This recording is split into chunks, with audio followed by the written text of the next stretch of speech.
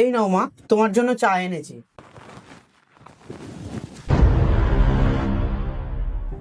চায়েতে বিষ মেশানো, খাবেন না?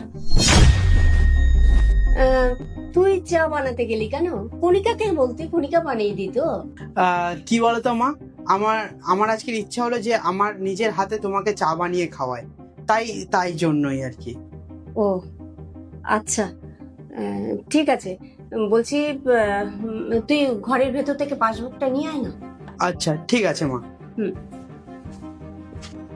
কণিকা,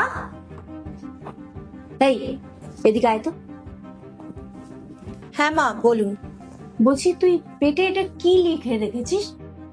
চায়ে বিষ মেশানো, খাবেন না। তুই জানিস এটা আমার ছেলে বানিয়ে দিয়েছে? আসলে আমি নিজের চোখে দেখলাম দাদা ভাই ওই চায়ের মধ্যে বিষ মিশিয়েছে।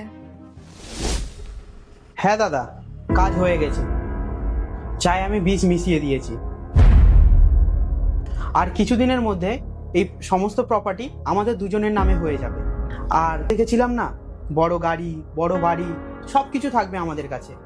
কিন্তু আমার না চায়ে না বিষ মেশাতে একদম ইচ্ছা করছিল না। কেননা উনি যেরকমই হোক, উনি তো আমাদের মা হয় না। বুড়ির মাথা খারাপ হয়ে গিয়েছিল। বুড়ি অনাথ আশ্রমে প্রপার্টি দান করে দিচ্ছিল। আর হ্যাঁ দাদা, এবার যখন ফোন করব না, তুমি তাড়াতাড়ি চলে আসবে, ঠিক আছে?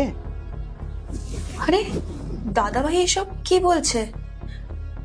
মাকে এক্ষুনি জানাতে হবে এ বিষয়ে।